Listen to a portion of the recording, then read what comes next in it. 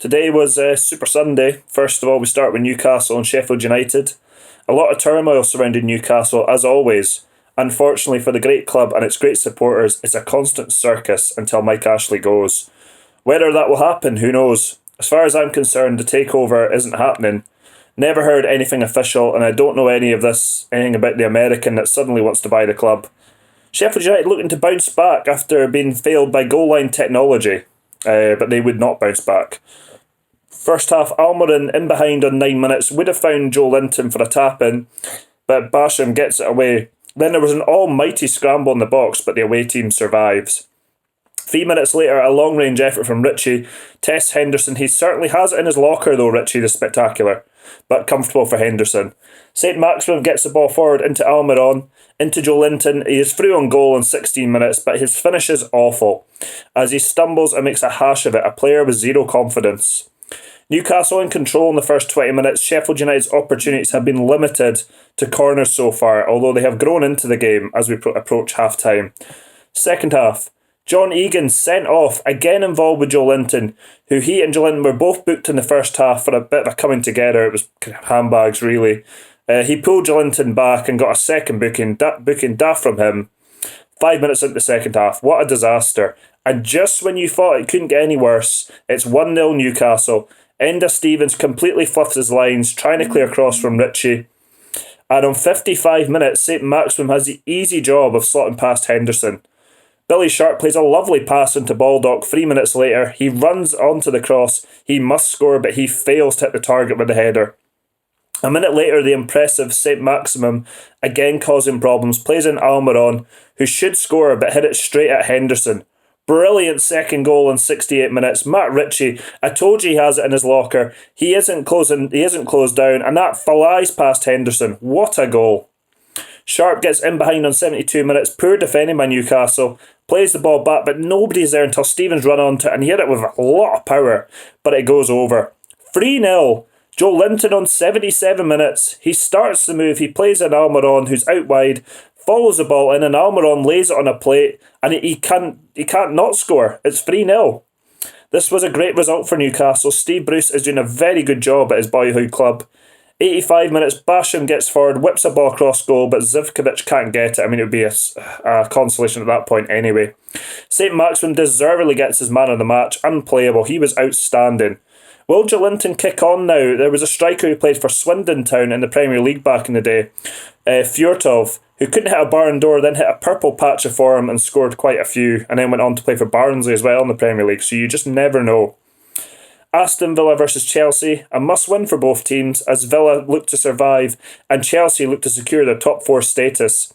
For me, the relegation battle is now between 5 teams. Even Brighton on 32 points should only really need another 3 points and be safe on 35.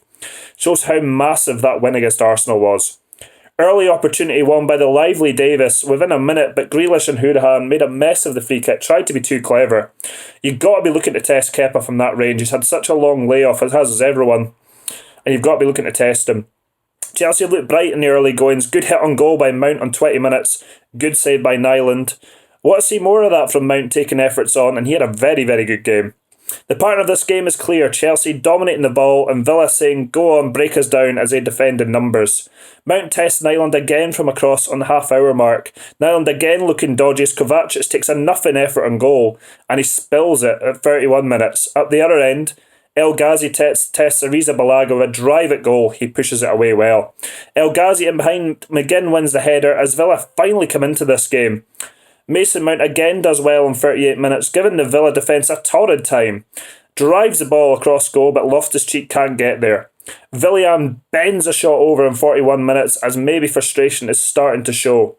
1-0 Villa, completely against the run of play. On 43 minutes, Grealish draws a foul for the free kick. It's passed him by Luiz, back to Luiz, crosses in. Initially they can't score as Ariza Balaga saves from El Ghazi. And then Hoss, who also tries to get a touch initially, but Hoss is there in the middle to give Villa a shock and undeserved lead. Kovacic gets the ball after the corner is cleared, gets a good strike at goal, but it's always wide. I move it in the second half.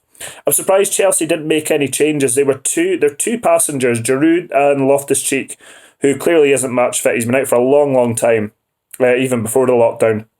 Chelsea are going to have to break Villa down, and personally I feel their best chance is a shot from range.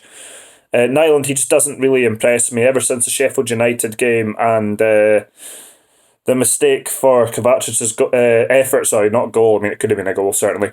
Chelsea have only won once and lost in 8 games they've gone behind first. That did change today, of course. Willian crosses in 52 minutes, but Azpilicueta never in danger of hitting the target.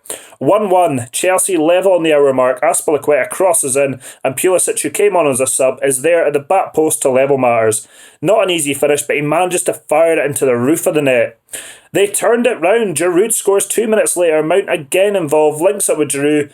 Then Azpilicueta crosses in and Giroud swivels in the box and the goal goes past Nyland via deflection. What a turnaround. Villa again come close from a free kick on 67 minutes. Hourihan crosses in, but this time Haas heads over. Willian gets a shot away in 83 minutes and it's tipped over. Jota, so close to equalising on 86 minutes, was slap play by Christensen to let him in, but he drags it wide. Last chance of the game, Trezeguet gets a free kick on target, but it's easy for Arrizabalaga. Chelsea win just, but it was a deserved win. Merseyside derby next, not a lot to go through with this one, it wasn't a great game at all, but Everton were certainly the closer team to winning this one. The first derby under the empty stadium regulations, I don't know why, but I have a feeling Everton will win this one. Although they haven't won a derby for 10 years, so maybe not, but they did come very close. There was a constant droning noise during the game. I found it so annoying. Had to turn the TV down. It did stop around the 4-minute mark, fortunately. Minamino is played in on 9 minutes by Keita, but he fires over. Decent effort, though. An error from Gordon, who was crowded out, gave away the chance for Liverpool. Alexander-Arnold with a good delivery from a free kick, but Matip can't hit the target as we hit the half-hour mark. Alexander-Arnold tests Pickford from a free kick in 40 minutes, but Pickford deals with it easily. Nothing of note really happened in that half. Second half, Everton have really parked the bus, but they break on the hour mark. Calvert-Lewin plays in behind Richarlison, but although he gets through, he blazes over. Minutes later, Liverpool get a free kick when it looks like Digne won the ball off Mane. The subsequent free kick goes over the bar via deflection. Everton inches from winning it as we approach 80 minutes. Digne wins the ball. Richarlison is away. Plays in Calvert-Lewin. Alisson can only save it onto the post. Then Davies almost scores a rebound. It hits the other post, although Gomez did get the final touch. And then from the resulting corner, Holgate wins the header. A cross goal. Calvert-Lewin gets onto it, but can only head wide. Then Richarlison rips Lovren to ribbons, gets away and Lovren tries to foul him. He gets away from him, then he skins him again. Should have played the ball across goal though, a bit selfish, but takes a shot from a ridiculous angle. Then Liverpool, Fabinho comes close with a free kick on 91 minutes, but it never looked like going in. This game just had 0-0 written all over it. I'll be back tomorrow for Manchester City and Burnley.